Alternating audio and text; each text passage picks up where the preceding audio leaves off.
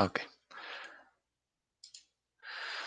entonces, buenos días, bienvenidos a una nueva prepa de computación emergente. Hoy ya comenzaremos a ver lo que será el último tópico sobre Deep Learning, ¿no? Eh, Habrá dos prepas sobre este tema, o sea que la semana que viene propiamente terminamos, pero bueno, no, ya eso, esas son las dos últimas de todo este bloque de la materia.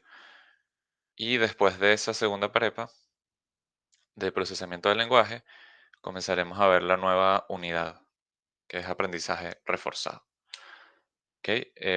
Pero bueno, em, a lo que nos compete, ¿no? El procesamiento del lenguaje natural. Ya ahorita nosotros conocemos muchas herramientas que, por ejemplo, ChatGPT. ChatGPT es una herramienta, evidentemente es una IA, que si tú le pasas, le introduces texto, ella te bota algo, ¿no? En general texto. Ella puede traducir, ella puede resumir, puede generar ensayos, puede lo que sea, pero recibe texto, procesa texto y devuelve texto. Esa es una. Luego tenemos a otras más interesantes, como por ejemplo Dalí, que dado una entrada también de texto, ella te genera una imagen. Pero en punto en común con todas ellas y con muchas otras es que procesan texto, procesan texto, procesan texto. Es algo que, una necesidad que ha surgido con todo este tiempo y una curiosidad que los investigadores han tenido siempre, porque bueno, hemos trabajado con datos numéricos que queremos ajustar para poder aproximarlos o clasificarlos. Hemos trabajado con imágenes y videos para reconocer objetos, em, objetos, emociones, capturar movimientos, etcétera. Y ahora surge la duda de, ¿podremos trabajar con lenguaje? O sea, con idiomas o hasta con lengua de señas, por ejemplo. Y también por voz. Sí, bueno, es completamente posible. Existe ChatGPT, como hemos visto, pero existen otras. Y nosotros podemos crearla. Entonces veremos todos los componentes, o bueno, los componentes básicos, porque esto es otra gran área del Machine Learning. Veremos los componentes básicos de este procesamiento del lenguaje natural y las dificultades que nos vamos a encontrar si queremos crearlo con, con los modelos tradicionales, con una red tradicional. Entonces nos va a a pasar como con las redes recurrentes. Entonces, vamos a definir un poco mejor qué es esta área de la inteligencia artificial. Bueno, justamente es un área, como digo, de Machine Learning. Es un conjunto de algoritmos que conforme se exponen a más datos en el tiempo, aprenden más. En este caso, aprenden a escribir, aprenden, a entender texto, procesarlo y poder crearlo, generarlo. Entonces, como maneja texto, maneja lenguaje, podríamos decir que permite que las computadoras se comuniquen con nosotros y nosotros con ellas. Porque yo le escribo en un lenguaje cualquiera, en español, y bueno, ella lo procesa, tal, lo entiende, ella ya está, ya sabe todo, ya está claro de todo, y devuelve el resultado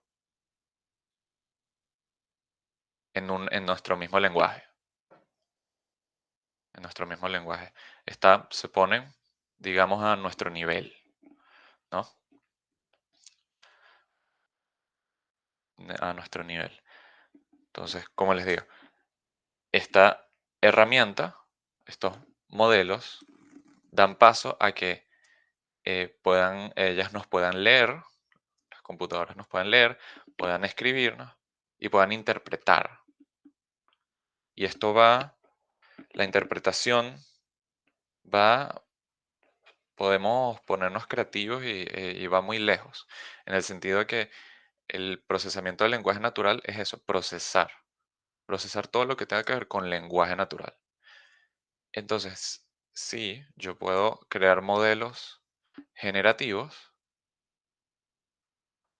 pero también puedo crear modelos que detecten sentimientos de una oración, por ejemplo, o que me hagan análisis gramatical, me clasifiquen en general, o herramientas más sofisticadas como Dalí, que reciben una entrada y devuelven una imagen. Entonces, todo lo relacionado a procesamiento de texto eh, está, es aplicable en esta área y pues, puede ser desarrollado, ¿no? Puede ser desarrollado. A ver que esté grabando.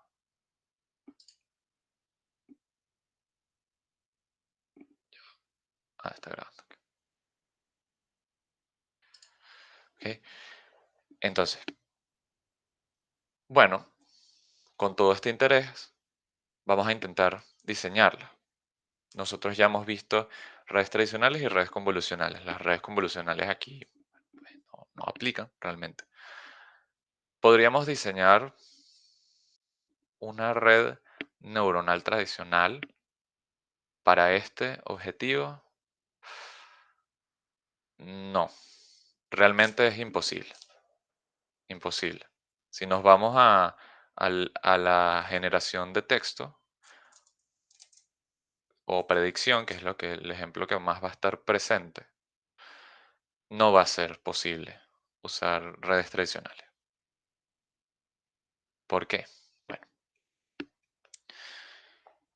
en primer lugar, vimos que cuando queremos usar una red tradicional, ella, eh, nosotros la diseñamos conforme a nuestro problema, ¿no? Ella tendrá un número de entradas, una cantidad de capas y, y un número de salidas. Un número de entradas que no varía, que no varía, que lo asignamos así porque em, lo asignamos así porque así es como está diseñado el problema, pero no varía, es fijo, el tamaño de ese vector es fijo. Cuando nosotros procesamos lenguaje, cuando la persona escribe oraciones, las oraciones pueden tener cualquier cantidad de palabras, cualquier cantidad. Entonces ahí ya la red tradicional deja de ser aplicable porque esa arquitectura solo funciona para entradas de tamaño fijo, para entradas de tamaño fijo. En este caso, para el procesamiento del lenguaje, la cantidad de entradas es variable en la mayoría de casos, porque hay unas cuantas excepciones, pero en la mayoría de casos eh, la cantidad de entradas es variable, porque una oración puede tener tantas palabras como queramos, por ejemplo. O si es audio, puede ser un audio tan largo como yo quisiera. Y no solo la cantidad de entradas, sino la cantidad de salidas también. La cantidad exacto, de palabras que va a botar la red recurrente. Porque si me va a resumir, bueno, el texto, la longitud del texto resumen depende de la longitud de la entrada. Entonces, es variable también. En esos ambos casos es variable. Ya ahí muere. Pero hay otras dos condiciones, otras dos dificultades que, bueno, supongamos que esa red tradicional esa red tradicional puede no tener un tamaño fijo de entrada, supongámoslo. Bueno, pero pasa que volvemos al problema que teníamos con las redes convolucionales, y es que las redes tradicionales no captan diferencias muy pequeñas entre los datos. Piensa que toda la información es independiente,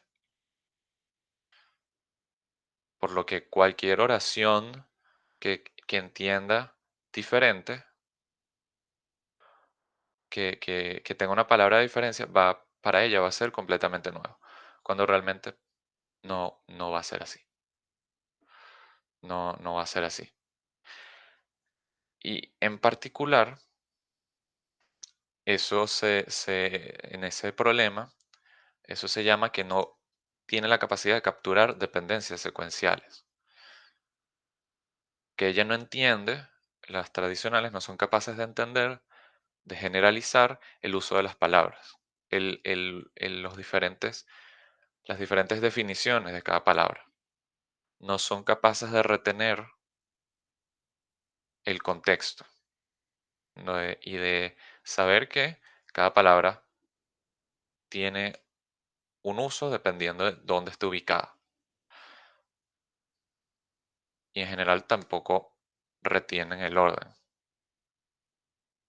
Así que todo se procesa de manera independiente y eso también horrible. Igual que las redes convolucionales.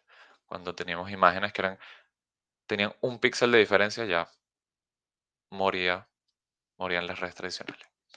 Y también la escalabilidad y la complejidad, porque nosotros tenemos que definir un vocabulario para el modelo,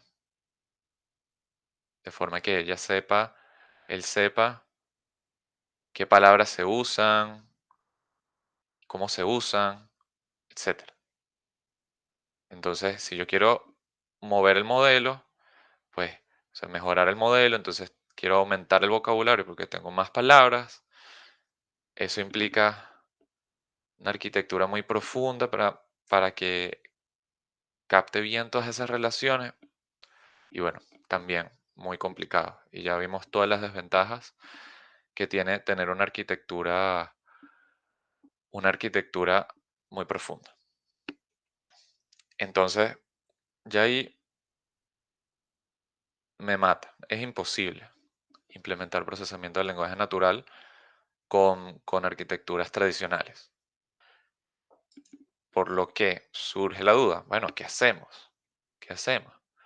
Nada, vamos a hacer lo que hicimos ya en redes convolucionales, que es, bueno, vamos a definir cosas y generar nuevos modelos. En particular, vamos a definir lo que se llama modelos de secuencia. Un modelo de secuencia es un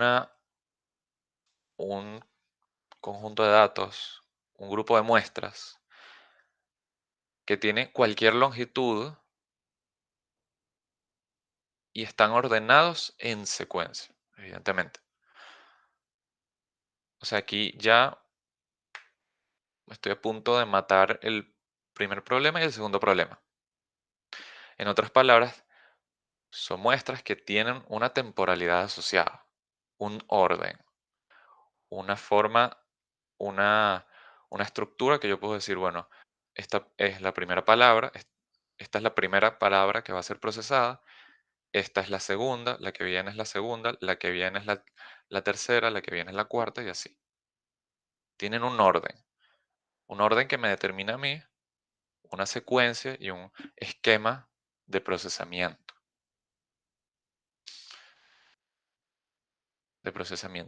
y una suerte de temporalidad, que esta viene primero, esta de segundo, esta de tercera y así. Aparte, como tienen esta temporalidad, este orden, eso ya me permite hablar mejor de contexto para cada palabra, porque, bueno, sabemos que eh, cada palabra tiene es usada de diferente forma dependiendo de dónde esté ubicada en la oración. porque a veces banco puede ser una silla, pero el banco puede ser lugar, el lugar donde deposito y retiro dinero. La temporalidad entonces ayuda al modelo a entender ese aspecto. Y así cada uno está relacionado, cada palabra está relacionada de alguna forma. Darle contexto. Darle contexto y de paso darle dependencia. Eso es algo importante para estos modelos. Dependencia. Y bueno, con estos modelos de secuencia, la IA es capaz de saber que una misma palabra puede ser usada de diferentes formas, ¿no? Porque ya sabe dónde va, está consciente de dónde está cada palabra. Puede entender que si está al final se comporta de una forma, así, ¿no? Capta cada uno, cada una de las definiciones. Con con este concepto teórico, ya podemos crear una arquitectura particular, arquitectura para este procesamiento de texto tan deseado, y son las llamadas redes recurrentes, redes neuronales recurrentes o RNN por sus siglas en inglés. Ellas no son más que la aplicación de modelos secuenciales al procesamiento del lenguaje natural. Yo agarro una red neuronal, entonces lo introduzco el asunto, las, eh, la estructuro de forma que acepte secuencias, acepte secuencias, ¿no? La forma más básica es una sola neurona. Todo esto que vemos acá, déjame moverme aquí, todo esto que vemos acá es una sola neurona, una sola, que tiene su entrada y tiene su salida. Ahora, su entrada ya no va a ser, digamos, eh, toda la imagen o digamos que todo el dato de una, sino que aquí va a estar procesando en orden cada una de las palabras. O sea, aquí entra, para el primer instante entra la primera palabra, para el segundo instante la segunda, para el tercero la tercera y así. Y me bota la estimación asociada a ese instante. Si esto es predicción de texto, entonces, bueno, ella va introduciendo palabra a palabra y el modelo va votando la opción que le parezca, pues, que ella crea, que cumpla con, bueno, todos los ajustes que hizo. Algo importante que se incluye en esta nueva arquitectura es esta matriz H sub t, o aquí H sub t menos uno, que es matriz de estados ocultos. Ahora, yo como voy a predecir texto y yo no quiero predecir algo incoherente, voy a necesitar de alguna forma una especie de memoria a corto plazo que me guarde la información y que me marque la pauta para saber qué es lo que voy a escribir como modelo cuando yo esté prediciendo, cuando yo estoy prediciendo. Entonces, sí, neurona, porque esta es una sola, pero pueden haber más, pero por cada paso en el tiempo voy calculando estos estados ocultos. Estos estados ocultos son, como lo dice su nombre, son ocultos, son invisibles al usuario y al modelo. Son como variables transitorias en un programa cualquiera. No las ve el usuario, no las ve el, el ¿cómo se llama esto? El desarrollador, pues, el creador del modelo. No. También es como las activaciones en las capas. Lo que va a ver el usuario es, bueno, lo que introduce, evidentemente, y lo que le devuelve el modelo. Ahora, como incorporo estos estados ocultos, incorporo nuevas matrices de pesos. Incorporo una matriz para las entradas, una matriz para los estados ocultos y una matriz para las salidas. Y bueno, aquí tengo z sub t que también es la parte, sigue siendo la parte lineal. ¿Ok? Entonces, esta neurona lo que va a hacer es procesar las entradas en orden. La primera palabra pasa, se procesa, devuelve. La segunda palabra entra, se procesa y devuelve la segunda estimación. Así, sucesivamente. Algunas observaciones. Bueno, por cada neurona solo hay una matriz de pesos de entrada. Esta es única. Esta evoluciona. Perdón, esta evoluciona. Y esta creo que evoluciona también. Entonces, es decir, cada entrada se procesa con la misma matriz. Ella van entrando y hace las operaciones con esta misma matriz, ¿no? También, lo que les decía, se emplea un estado oculto,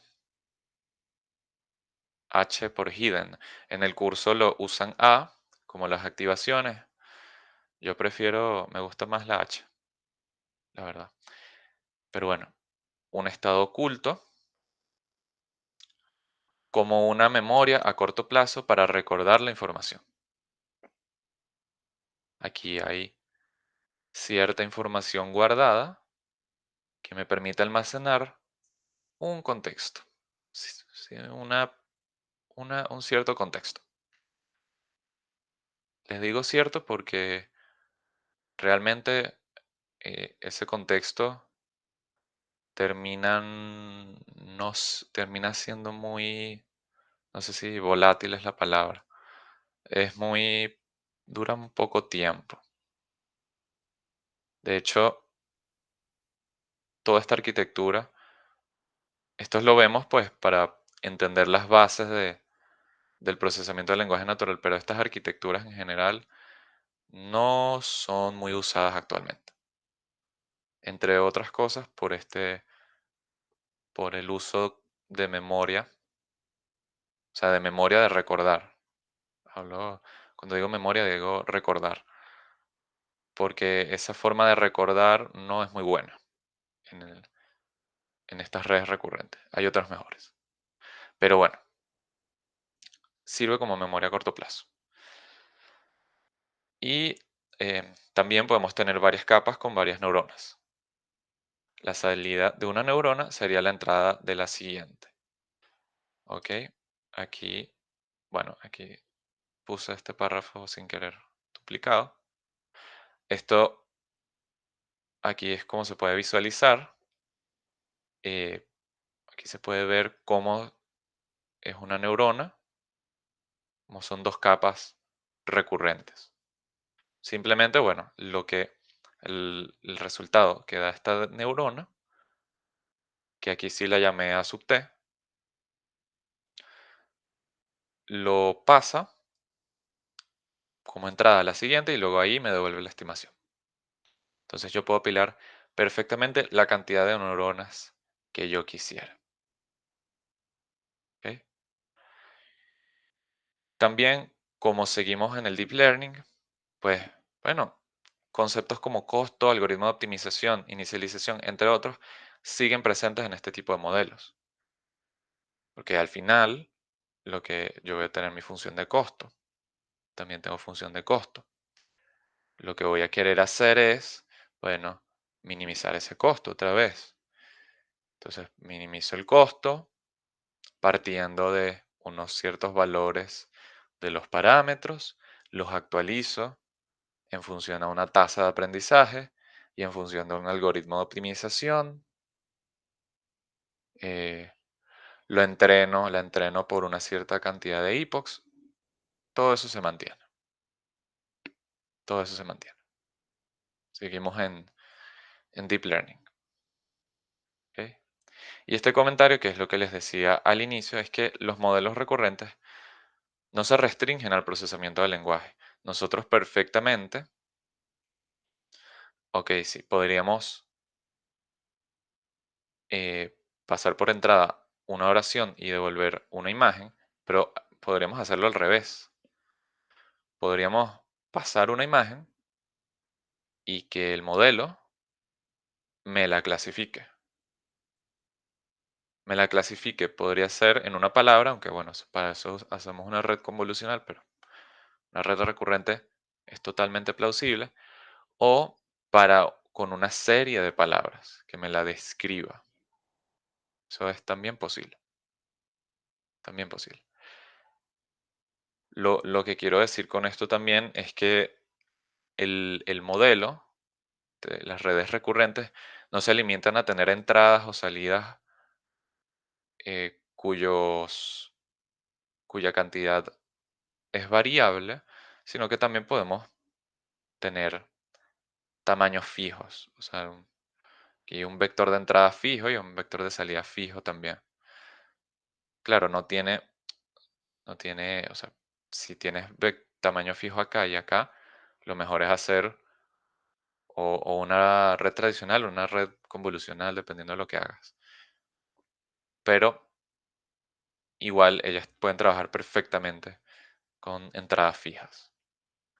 O por ejemplo, hay uno de la gente que hizo los cursos de Coursera, de DeepMind, hay uno que hicieron de reconstruir imágenes de números de casas.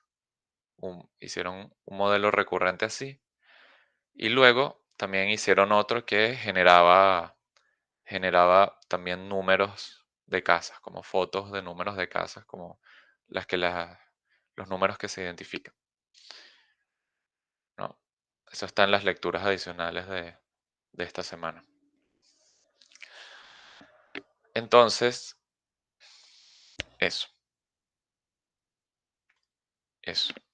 Lo, algo importante acá es que esto es a manera condensada, ¿no? Porque esto es una forma condensada porque es para todo instante de tiempo t, ¿no? Esto es para todo instante de tiempo t. Esta es una forma de expresarlo. Luego ya veremos que hay otra forma de hacerlo. ¿Ok? Hasta ahora, ¿hay alguna duda? ¿Alguna inquietud? ¿Algo que no se entienda?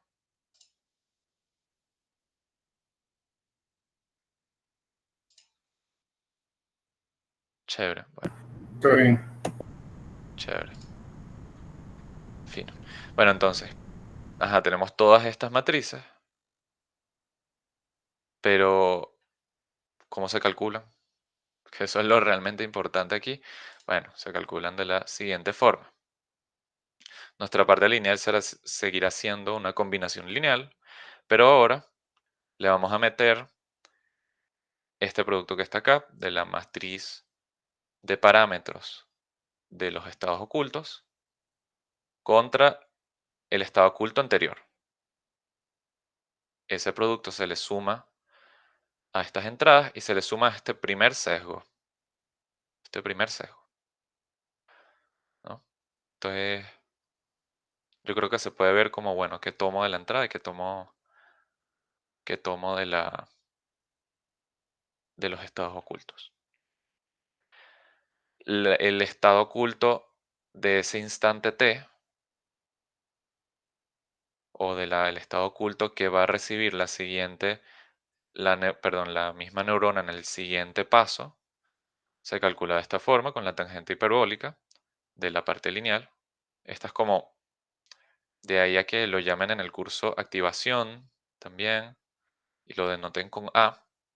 Bueno, porque esto al final es como si tuviéramos nuestra parte no lineal en un modelo tradicional. Se calcula de esta forma. Ojo que esta puede ser tangente hiperbólica, pero también puede ser ReLU. Y luego la estimación en ese mismo instante t se calcula con la matriz de salidas por el estado oculto calculado más un segundo sesgo. Aquí, dependiendo del problema, podría elegir softmax en vez de sigmoide. ¿ok? Y bueno, estos cálculos es para este modelo, ¿no? Este modelo.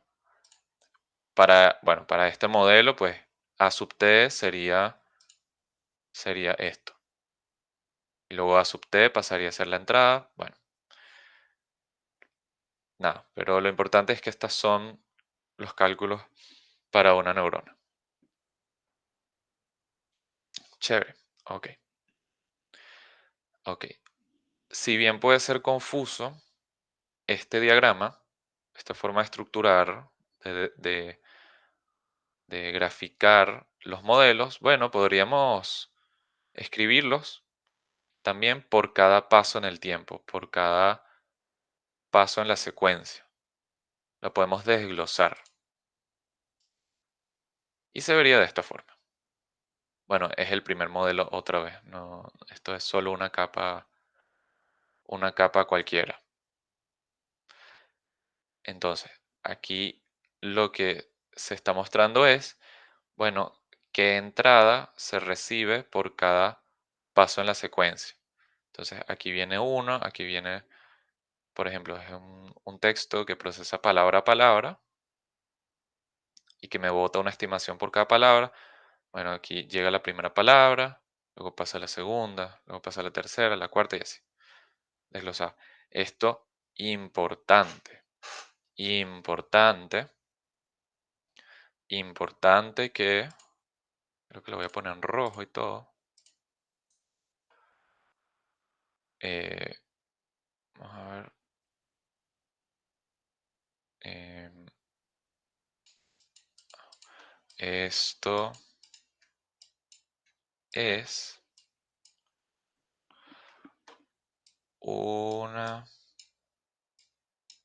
sola neurona. Esto, cuando yo la desgloso es a lo largo del tiempo. A lo largo del tiempo. Puede parecer que esto sea una capa, como las redes tradicionales, pero no. Esto es que esta es, digamos, si yo veo nada más esta neurona, sí, bueno, si yo puedo, esto es como una captura en el primer instante de la neurona.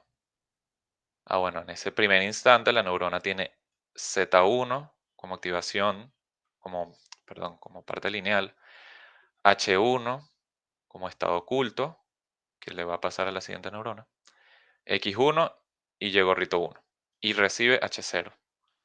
Luego pasa, da un paso en la secuencia, o entra la siguiente palabra,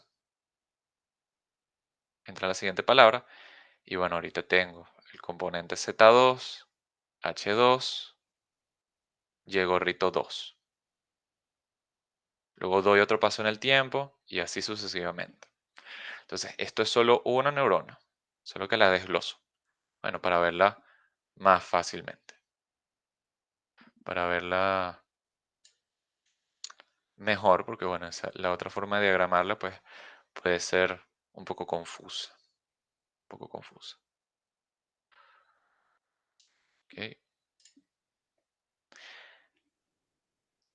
Entonces, yo les mencioné, vimos al inicio, en la introducción, que la, mm,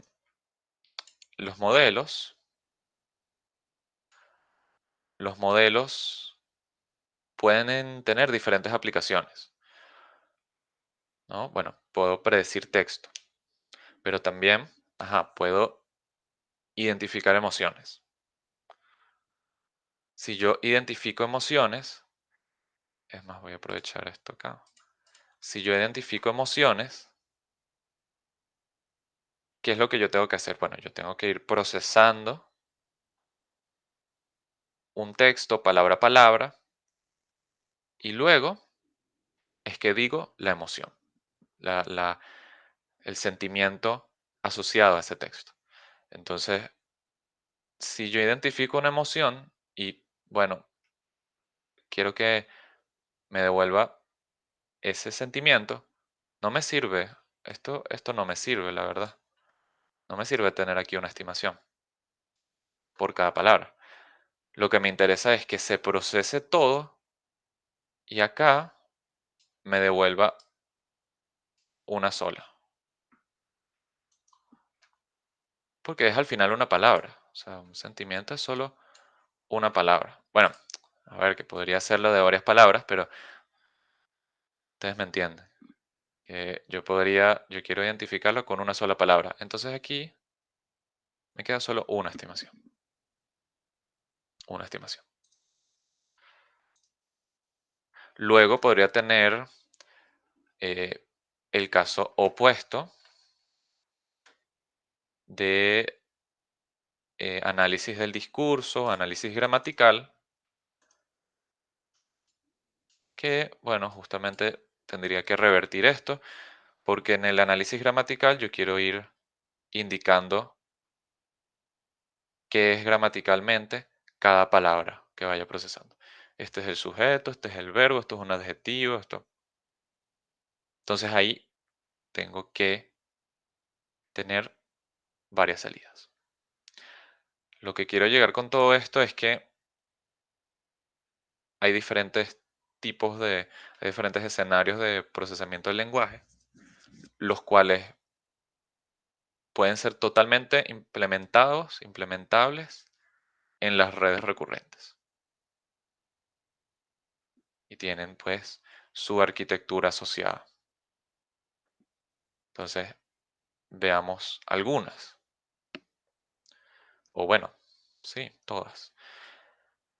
En general son algo tu algo.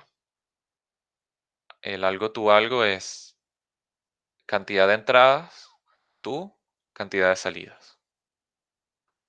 El primer tipo es many to one. Many to one es decir, que se procesan todos los datos, todas las palabras, y se devuelve una sola estimación. Justamente, por ejemplo, identificación de emociones. Se va pasando palabra a palabra, hasta que ya esté todo procesado con este estado oculto y con las activaciones, las partes lineales, etcétera. Y con toda esa información hago una estimación. Y digo, bueno, representa felicidad, qué sé yo, por ejemplo, ¿no?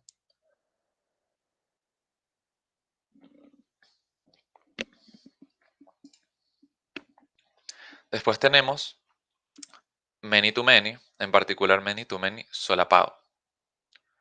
Se procesan todos los datos y se devuelve varias estimaciones, una estimación por dato, usado para part of speech o bueno, esto de análisis gramatical o análisis del discurso. Yo progresivamente, el modelo por cada paso en el tiempo va a recibir la palabra correspondiente y va, bueno, a devolver el significado, el uso gramatical que tenga, pues. Por ejemplo, em, sí, exacto. Ese es el ejemplo más usado acá. ¿Ok? Luego tenemos otro many to many, esta vez no solapado, donde se procesan todos los datos y se devuelven varias estimaciones, pero se devuelven varias estimaciones una vez se procesen todos esos datos. Yo, si quiero traducir, claro, necesito todo el contexto, todo el texto, para que, bueno, yo traduzca de la mejor forma posible, pues, para que haya coherencia y haya cohesión en el texto. Entonces se supone que recibo cada palabra, cuando ya recibe cada palabra, con los estados ocultos, bueno, ya esos estados ocultos están adaptados y devuelven la cantidad de palabras necesarias para la traducción, pues, una por una por una, en secuencia. Entonces, por pasos en el tiempo, por pasos en el tiempo. Y ya por último de tipos, tenemos la última que es one to many, donde se procesan todos los datos o un dato, un vector fijo y devuelve varias estimaciones. Un vector fijo es una imagen, por ejemplo, ¿no? Que una imagen que la cual ya fue aplanada y bueno, y la cual ya fue tratada, blanco y negro, etc, etc. Un vector, pero un vector de tamaño fijo. Entonces yo puedo recibir este vector, esa imagen, una vez y voy paso a paso, eh,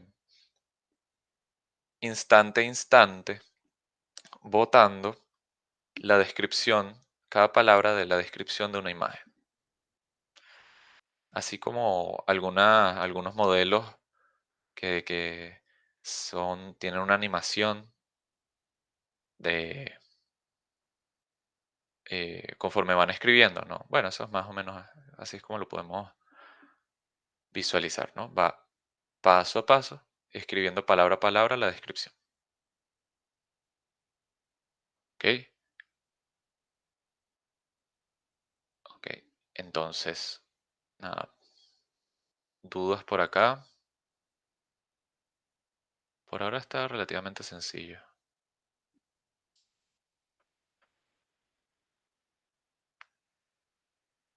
No hay dudas, supongo que no. Entonces, ya va. Continuemos. Continuemos. Ok. Ahora viene quizás la parte un poco más abstracta o complicada, ¿no? Es natural que no se entienda. Quizás no hay que abocarse tanto en entender esto, pero bueno, sí es importante entender la esencia y entender un poco la lógica. Supongamos que estamos desarrollando un modelo de generación de texto, ¿no? Modelo que, dada una semilla, una cierta entrada, una semilla así como en los números aleatorios, pues, dada una semilla, me genera un texto particular. Bueno, este modelo, pues esto sigue, vuelvo y repito, esto sigue siendo deep learning, ¿no? Aquí tenemos que tener, pues, entrenamiento y, bueno, aquí una suerte de, no, no es evaluación realmente, pero bueno, es también ponerlo a prueba, ¿no? En este caso, usarlo realmente, que es generando texto. Pero bueno, sobre el entrenamiento. Yo estoy quiero hacer un modelo que genera texto. Ok, ¿cómo lo entreno? Lo entreno. Bueno, yo voy a usar de ejemplo esta oración de tres palabras. De tres palabras. Para entrenarlo, ¿qué hago yo? Bueno, en primer lugar, en el primer instante, se empieza con un cero. Con un cero. Con un cero, bueno, forma una especie de semilla, ¿no? Cero. De ahí, predigo la primera palabra. El modelo predice la primera palabra. La predice. ¿Cómo la predice? Bueno, intrínsecamente, ella va a tener relaciones, distribuciones de probabilidad que me permitan generar esta palabra, estimarla. Va a hallar una probabilidad particular para generar esta primera estimación. ¿Ok? Esa es para la primera palabra. Después para la siguiente. ¿Qué voy a hacer? que debería ser el modelo desde el segundo instante en adelante. Bueno, ella tiene que recibir la primera palabra. Estamos entrenando. Ella tiene que recibir la primera palabra. Y con esa primera palabra y con lo que ya sabe, ella tiene que poder estimar la que le sigue a esta. O sea, si yo ahorita le paso la palabra tengo, entonces acá debería, debería entrenar al modelo para que me dé mucha. ¿Qué debería devolverme esa? Yo tengo que entrenarla en función de eso. Como esta es mi set de entrenamiento, entonces yo tengo que poder ajustar todos estos parámetros, activaciones, etcétera, para que me devuelva, me estime mucha. ¿Cómo se hace eso? Bueno, otra vez, yo tengo que entrenar al modelo para que me devuelva la probabilidad ahora. Ahora, en este caso, tengo que entrenar al modelo para que mejore la probabilidad de me devuelva algo, dado lo que ya he escrito, que en este caso es tengo. Uy, eso es lo que escribo en cero.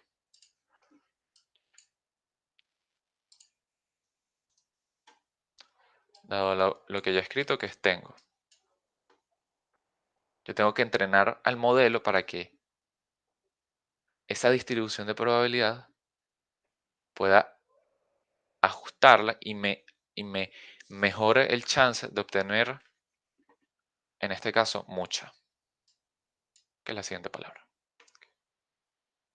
Luego, en el tercer instante, más de lo mismo, voy a pasarle ahora la palabra mucha.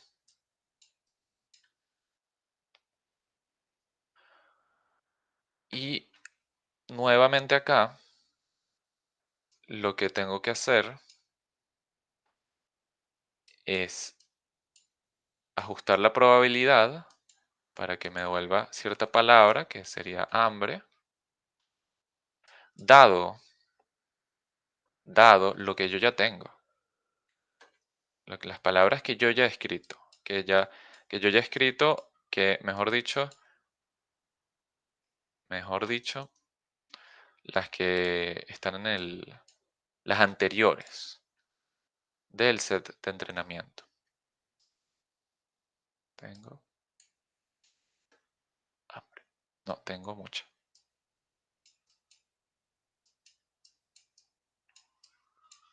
Tengo mucha.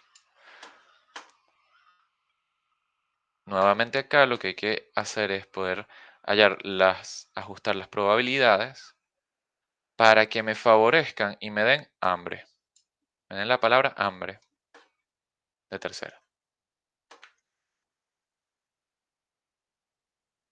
Entonces lo que se basa en palabras más, palabras menos. El entrenamiento no es más que poder ajustar todo este conjunto de probabilidades condicionales para que me favorezcan y me den las palabras de mi set de entrenamiento. O sea, estoy entrenando al modelo para que él pueda captar las relaciones y saber cómo es el uso de las palabras, cómo yo las uso en este texto, en el texto que está usándose para entrenarlo. Eso es en esencia. ¿A través de qué? De hallar distribuciones de probabilidad condicionadas, condicionadas a lo anterior que yo tengo. Todo lo anterior, a todo lo anterior que yo tengo. En eso en esencia es el entrenamiento. En eso en esencia es el entrenamiento. Ahora, si yo ya, supongamos que yo ya tengo entrenada a mi red recurrente, ya ella estima bien, sabe, conoce las probabilidades condicionales, etc, etc. Bueno, vamos a generar. Ya se supone que está lista, tiene que poder generar texto. Pues aquí en la generación hay una pequeña sutileza.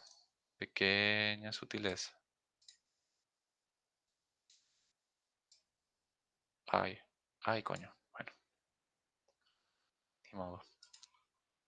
Hay una pequeña sutileza contra el entrenamiento. Y es en las entradas. Aquí las entradas por cada paso no van a ser las y reales, sino que van a ser mis y estimadas, ¿no? Porque bueno, yo conforme el modelo genere texto, ella tiene que generar a partir de lo que ella misma ya generó antes. Tiene que reutilizar sus estimaciones. Tiene que reutilizarlas. Entonces, si aquí llega y, y dice y estima la, perro, pero ¿por qué se pone así? Qué horrible. Bueno, esto es una L. La, entonces aquí va a recibir la. No, bueno, pues la. Entonces aquí me estima casa, por ejemplo. Y luego, esto con, bueno, nuevamente con las probabilidades ahí, tal, la estima y reutiliza casa y entonces devuelve su tercera estimación, la tercera palabra, que es casa grande. Casa grande. Y, no le puedo bajar. Bien, bueno. Casa grande.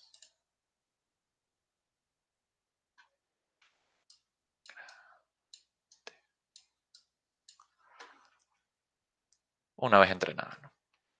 Y bueno, aquí nuevamente, aquí pues nuestra función de costo pues compararía estimaciones,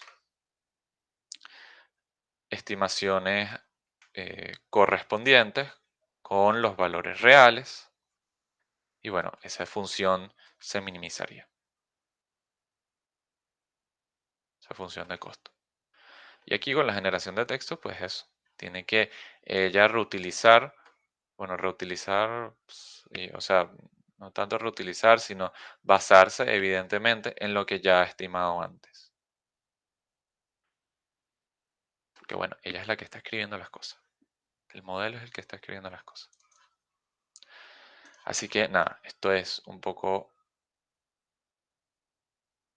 a manera de resumen, cómo funciona.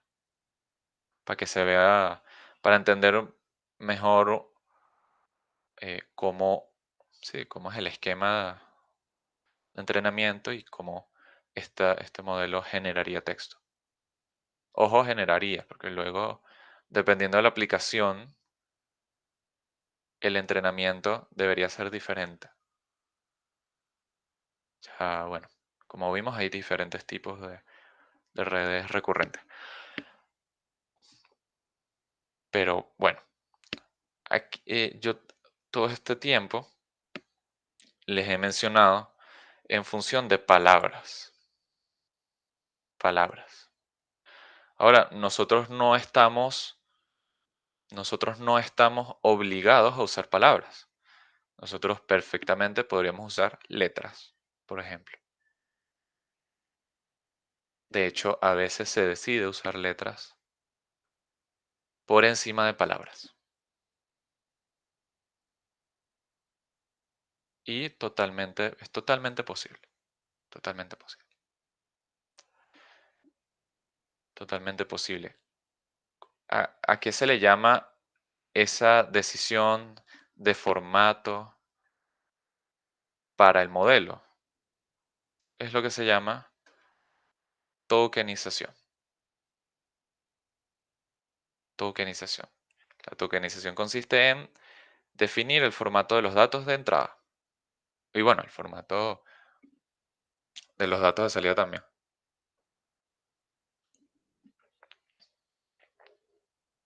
Me permite establecer, digamos, la unidad que va a usar la red recurrente para procesar, pues, para procesar. Entonces, en general, para no decir palabra o carácter o lo que sea, decimos token. El token, lo que procesa el modelo, pero es también el el tamaño que yo tengo de mi unidad, ¿no? Entonces el token puede ser una palabra o puede ser un carácter. Si se trata de texto, evidentemente, porque si es audio, bueno, es otra cosa. Porque perfectamente podríamos hacer, bueno, un modelo que haga eh, speech to text, text to speech. Ah, pues, no me acuerdo. Que capte habla y lo escriba también. Pero bueno, nos vamos a quedar con texto para no complicarnos. Entonces, palabras o letras si se trata de texto. Lo más usado de tokens son las palabras, pero también se pueden usar caracteres o letras. Sin embargo, hay que tener en cuenta que usar caracteres me va a hacer que consuma más tiempo y más recursos. Porque bueno, tengo un texto de varias palabras, pero cada palabra tiene varios caracteres. Aparte, puedo incluir el espacio, exacto, incluir el espacio, el punto, la coma, etcétera. Pero es más que tengo muchos caracteres que procesar. Eso me incrementa mucho aspectos como el costo computacional y la longitud de las secuencias de tiempo. Va a haber más pasos en las secuencias de tiempo si decidimos usar como tokens letras. ¿Ok? También hay unos tokens particulares, así como cultura general, que son el EOS y el UNK. El EOS surge por sus siglas en inglés, fin de la oración, y el UNK del inglés unknown, desconocido. El EOS me sirve como una flag que me indica que es fin de la oración, justamente, para no procesar innecesariamente el texto. Y el token unknown es usado cuando el modelo encuentra una palabra o un token desconocido en general, ¿no?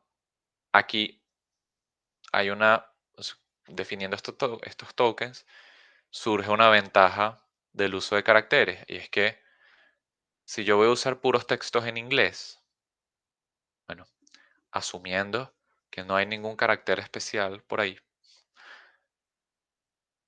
la, el, yo puedo tener noción de qué caracteres voy a usar, se van a procesar, que por ejemplo podría ser el alfabeto, 25 letras.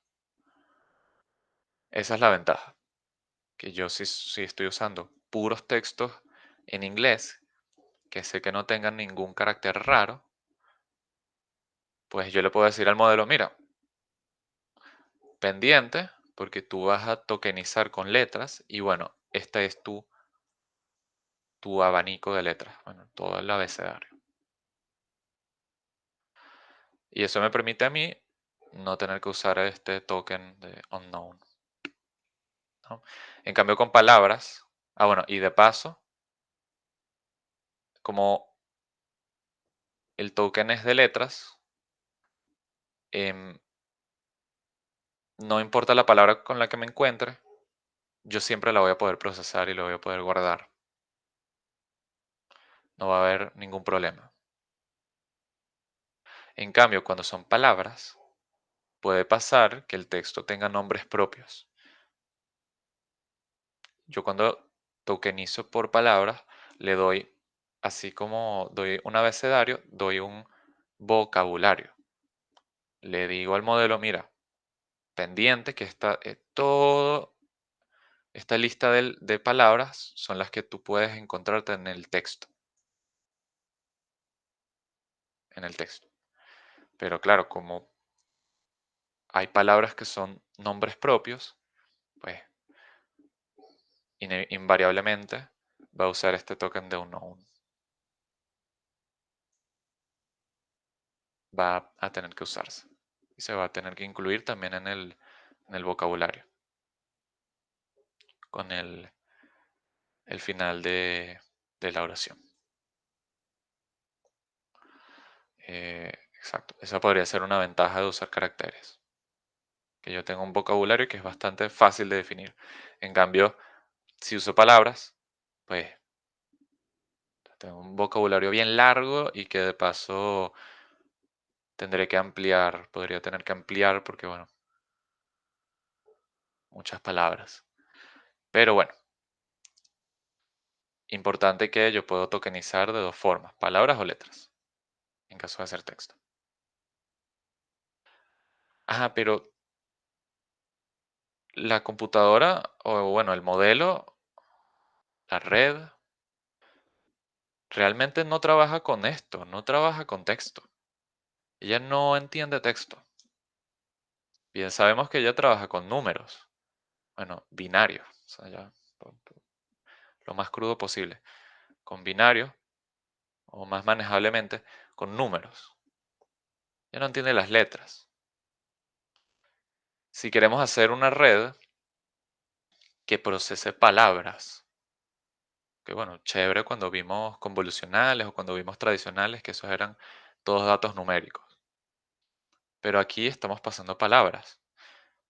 Entonces, ¿qué podemos hacer para que la red pueda entender palabras? Bueno, tan fácil como definir representaciones. Y ya está. Así como tenemos en la computadora, tenemos los códigos ASCII o Unicode. Bueno, para los modelos tenemos representaciones. Tenemos tres representaciones que veremos aquí en la materia. Hay más, pero estas son como las más básicas y en las que hay que pararse más, detenerse más. Entonces, veamos la primera. One Hot Encoding. Bueno, no sé si hay alguna duda hasta ahora. No, no, por ahora sí. Entonces, One Hot Encoding. En este caso, One Hot Encoding. ¿Cómo funciona One Hot Encoding? Bueno, yo voy a tener que cada palabra, o bueno, cada elemento del vocabulario, lo voy a representar como un vector de dimensión igual al tamaño del vocabulario. Es decir, si este es mi vocabulario, que tiene cinco palabras, el vector one hot de la palabra manzana tiene que tener cinco elementos. Cinco elementos. Ese vector tendrá un 1 en la posición dentro del vocabulario de esta misma palabra y cero en el resto. O sea que para el elemento donde esté la palabra en el vocabulario va a ser uno y el resto cero. Aquí como manzana es la tercera palabra del vocabulario, o bueno, el segundo elemento de este arreglo, el vector oneHot va a tener un 1 en el segundo elemento. Y en los demás, cero. Bueno, ok.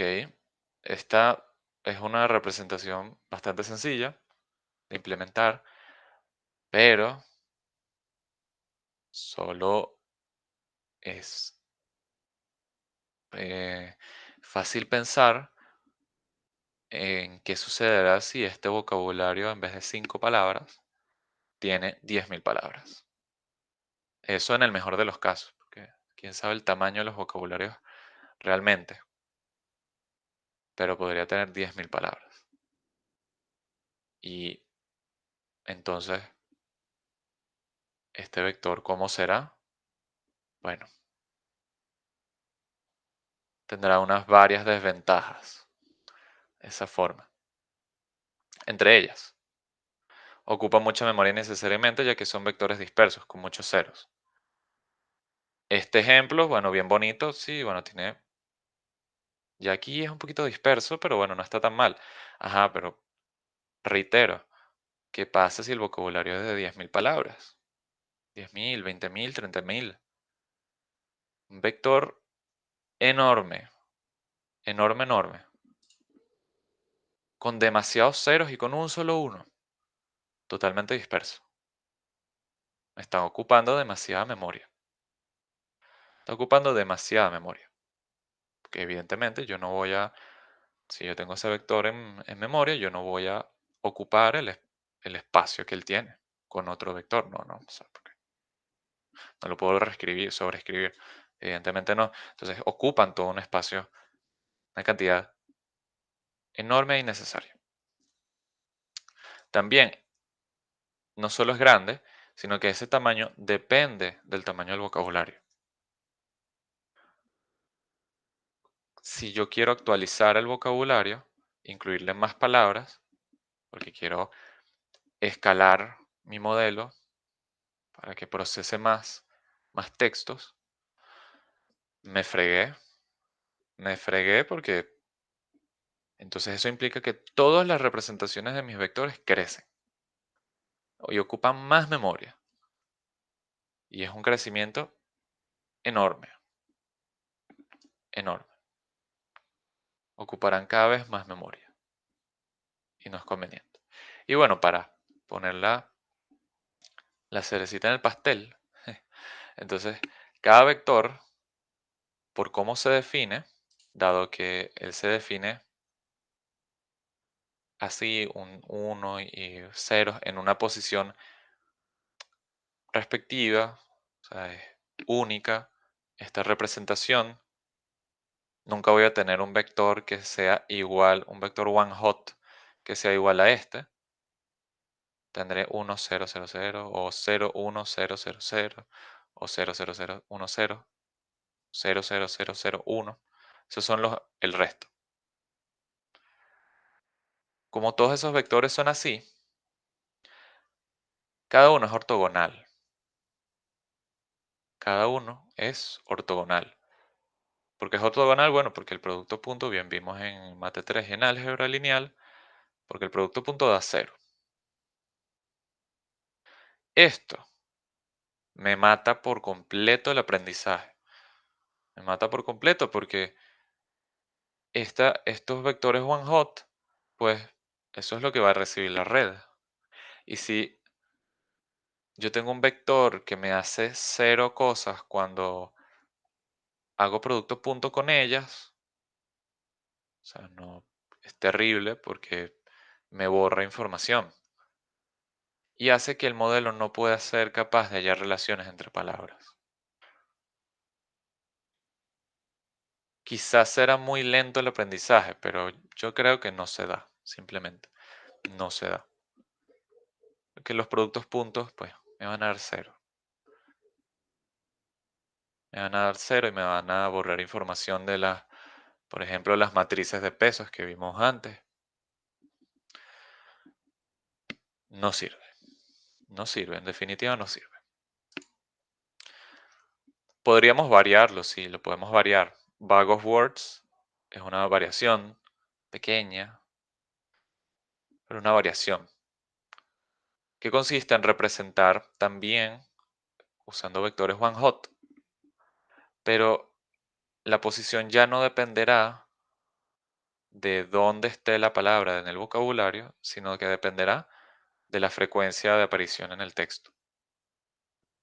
Entonces, aquí, del vocabulario que les di, vocabulario dado, La segunda palabra, eh, la segunda palabra más frecuente es hola. Es hola. Entonces, ahorita, antes hola, la representación one hot a secas de hola era 1, 0, 0, 0, 0. Ahora con bag of words, pues será 0, 1, 0, 0, 0. Porque es la segunda más frecuente. Igual, esto, pues, o sea, siguen siendo dispersos, sigue dependiendo del vocabulario, siguen siendo todos ortogonales, porque igual la representación vuelve a ser única.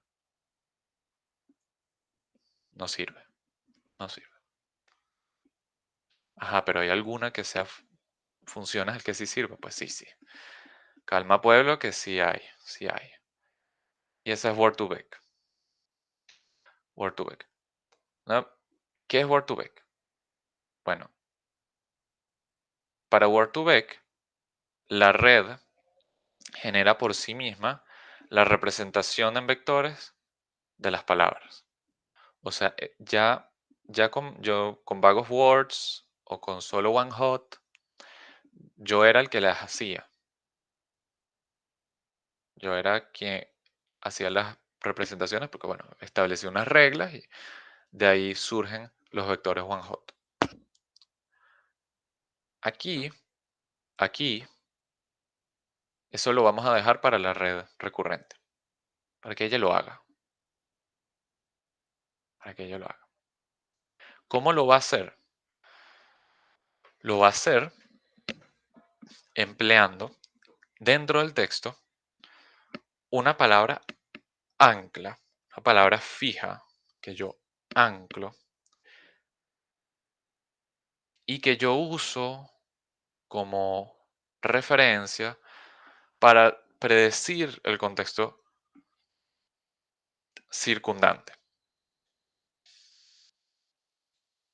Tengo una predicción y tengo un valor de referencia, un ground truth, como le dicen a veces. Bueno,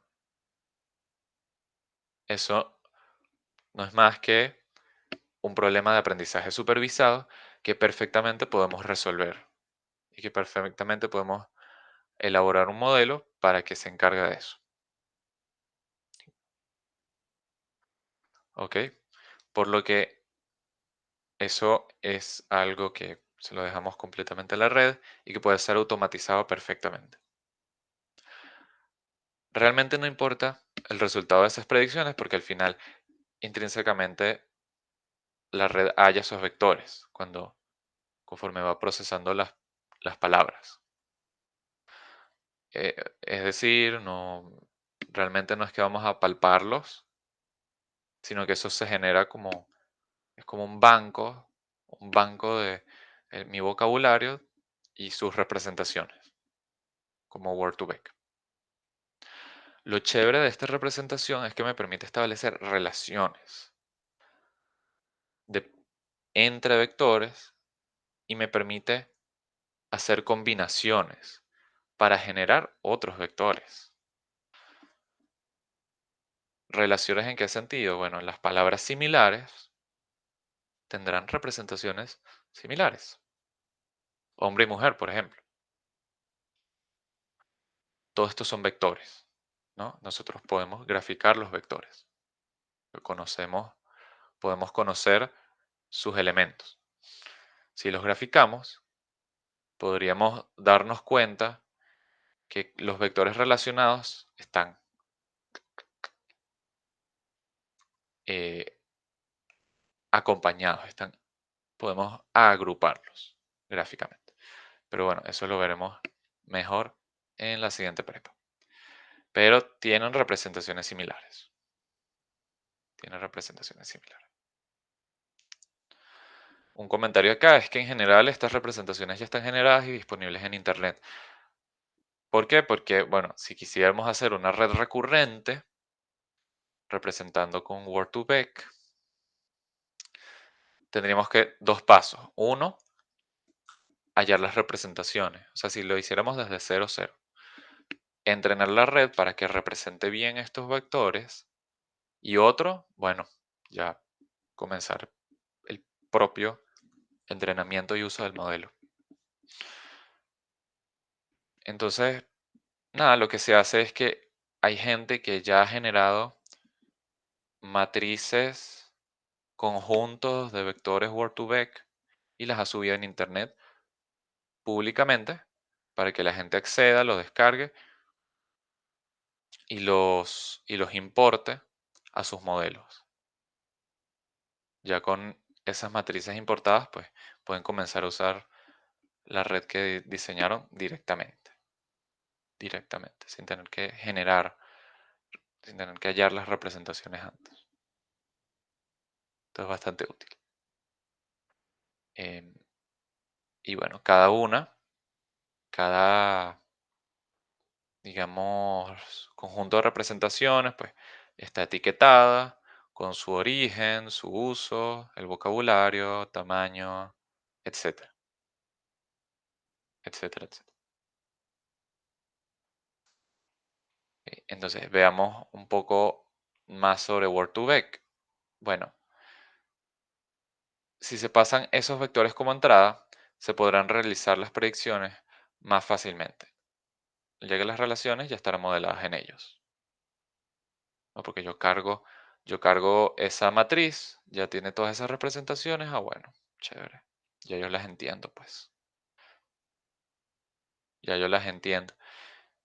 Y de paso, evidentemente, pues, por cómo haya la red, los vectores, estos ya no serán vectores eh, dispersos, sino que serán vectores densos, que tengan representación. No serán muy grandes, no dependerán del tamaño del vocabulario, etc, etc. Voy a lograr matar todas las desventajas que me dio la representación one hot. Igual, hay que tener presente la representación one hot, porque sí se usará después, sí se usará. Pero bueno, hay que entender que em, por sí sola no sirve. Entonces esas relaciones ya estarán modeladas.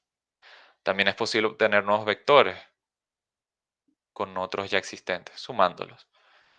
Computadora y portátil, más portátil me da laptop.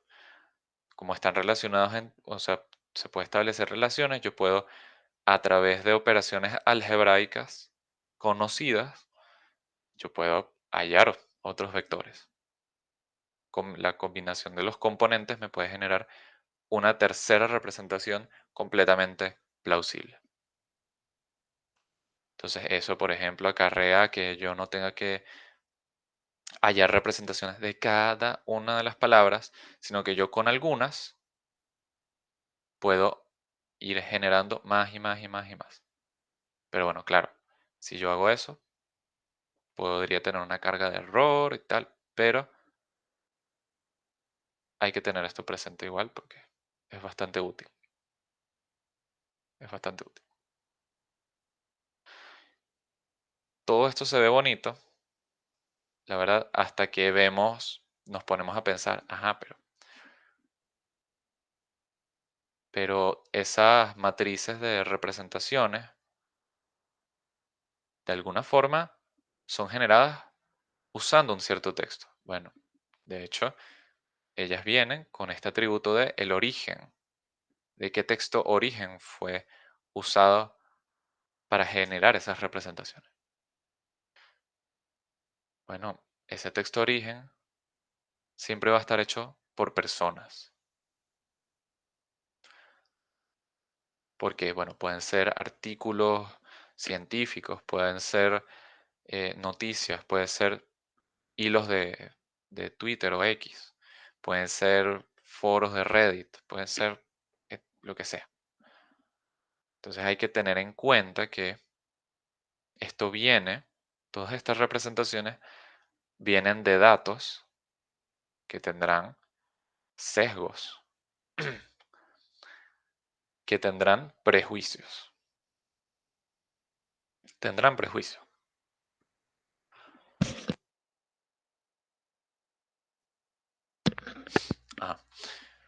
tendrán prejuicios. Hay que tener en cuenta eso. ¿Eso qué me puede llevar? Bueno, a que si yo quiero generar nuevos vectores, así con combinaciones, con operaciones algebraicas, chévere, bueno, podría generar médico a través de combinar hombre y medicina, pero dependiendo de dónde lo saque, pues mujer y medicina me va a dar enfermera. Y si voy combinando otras cosas, me pueden dar cosas peores. Entonces, lo importante acá es tener en cuenta que los datos, la fuente de datos, son cosas que son escritas por personas y por tanto las representaciones cargarán con un sesgo, un prejuicio. Esto es un caso, bueno, cuestionable, pero quizás de los más bonitos, porque quién sabe qué otra cosa podría generar esos vectores. Aquí también hay cierto prejuicio, ¿no? Pero este en particular. Eso es un tema con las representaciones Word2Vec. Pero, bueno, tampoco es para asustarnos. O sea, la verdad es que, ¿qué se hace? Bueno, mitigar el sesgo en la medida de lo posible. No vas a sacar los datos de Twitter, en tal caso de periódicos o noticieros confiables, por ejemplo. Y ya igual las ventajas ma- matan por completo la representación one hot. Entonces, bueno, ya una prepa un poco densa, pero con un contenido importante. Entonces, no sé si hay alguna duda sobre lo que hemos visto, alguna duda del proyecto, porque ya la semana que viene, o es la de arriba, entregan el proyecto. Es, el- es el viernes. ¿Verdad? Por lo que Ah, no he respondido casi nada, porque estoy en el proyecto así como escuchando de fondo. dale, dale, tranquilo, no hay problema. Sí, Denis. Bueno, nada, si no hay dudas, pues ya podemos dejar esto acá, pero Luis, una haya pregunta sido. del Ah, bueno, proyecto. coméntame, dime. Cuando yo pico Mixup va a agarrar, o sea, se supone que Mixup tiene que ser sobre todos los datos, ir agarrando y mezclando como que entre cualquiera, así como que hacer un todos con todos, o sea, un uno con uno, pues, pero en todas todas las muestras, pues. Ujú. O es que yo agarre, mezcle varios datos y se lo apendice, por así decirlo, al, a la muestra, o sea, al X-Train. Si mal no recuerdo, es sobre, o sea, tú haces la separación de los sets y ahí es donde aplicas Mixup. Déjame ver aquí, a ver si me acuerdo. Sí, no, no, no. O sea, 100% hago la separación entre el set de entrenamiento y el set de test. Eso sí estoy seguro, pero lo que no entiendo es si yo voy a agarrar y voy a hacer, o sea, si eso me va a generar una lista nueva de datos y voy a entrenar es con esa lista nueva de datos o la voy a apendizar, o sea, le voy a hacer un append al X-Train normal o sea, voy a aumentar mi tamaño de muestra y, y nada, pues voy a tener más datos que mostrar. Creo que si no me equivoco, haces una lista nueva Ok, y ok, de ahí muestreas. Haces las ok. muestras. A ver, de todas formas, déjame verlo acá en mi informe. Mixup.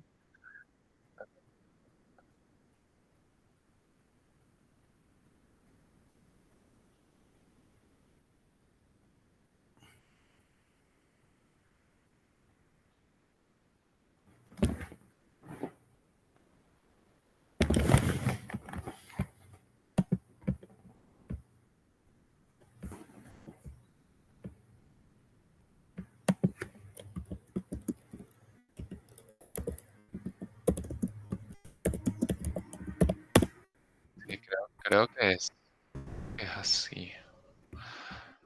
Ok, creo que es así, exacto. A ver.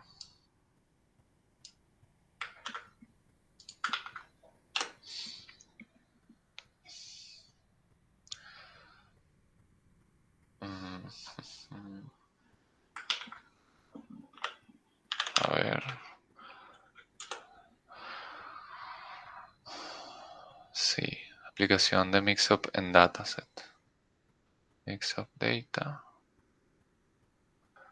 Exacto, aquí toma.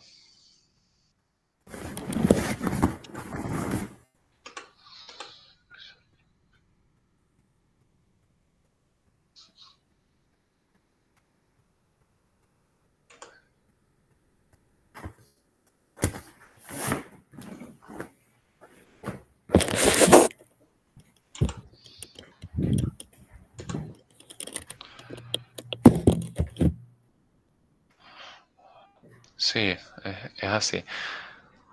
Una lista nueva. De todas formas, aquí, déjame Ok.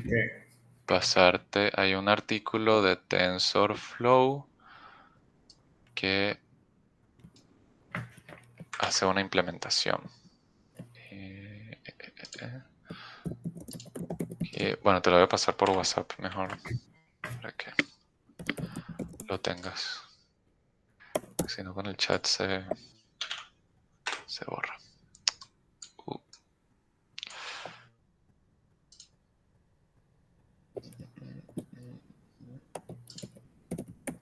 Aquí.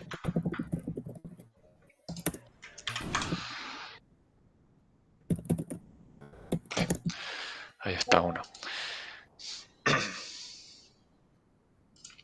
Ese es un artículo de TensorFlow que explica una implementación.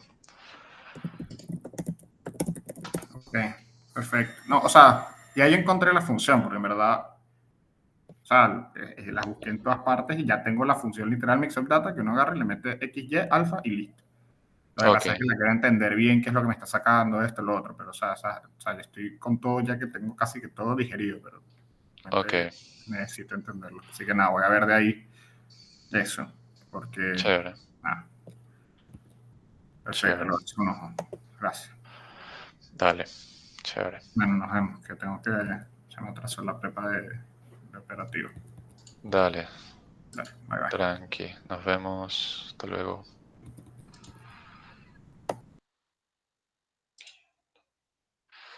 Bueno, entonces esto sería todo por la prepa. Igual para ustedes que están viendo bueno, aquí no sé qué se verá.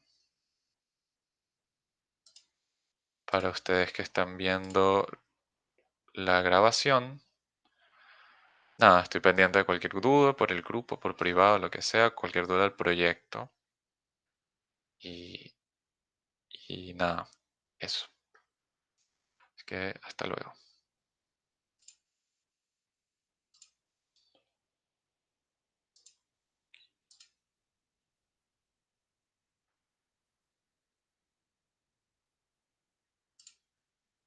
Ok, tengo que dejar de grabar.